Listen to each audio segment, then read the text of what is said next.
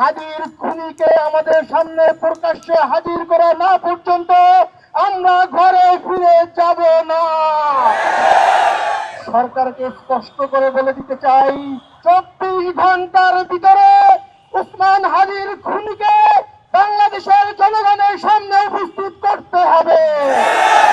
সম্মানিত বিপ্লবী ছাত্র জনতা, আপনাদের মাধ্যমে সরকারকে একটা কথাই বলতে চাই, 12ই ডিসেম্বর উসমান হাদি গুলিবিদ্ধ হওয়ার পরে হাদির পরিবার, ইনকিলাব মঞ্চের সদস্য, সারা বাংলাদেশের মানুষজন টাইমস অফ ট্রমাটাইজড অবস্থায় ছিল।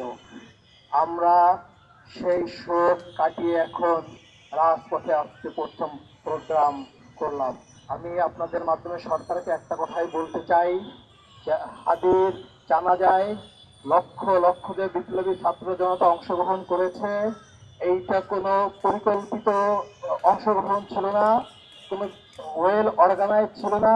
প্রত্যেকটা মানুষ তার নিজের দায় এবং দরদের জায়গা থেকে হাদির জানাজায় এসেছে।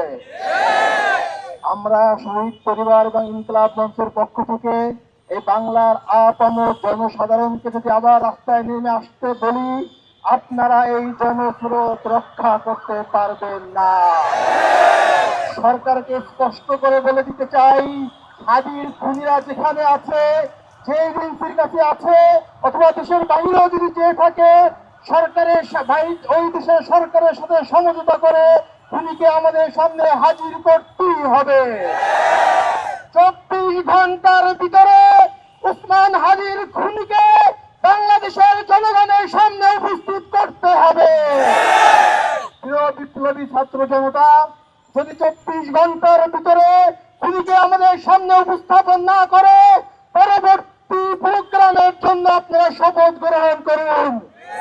আগামীকালকে হাদি চত্বরে আমরা শহীদি শপথ গ্রহণ করব। সেই শপথ গ্রহণ করার পর থেকে হাদির খুনিকে আমাদের সামনে প্রকাশ্যে হাজির করা না পর্যন্ত আমরা ঘরে ফিরে যাব না। কোন ধরনের এজেন্সি দিয়ে আমাদেরকে থামাতে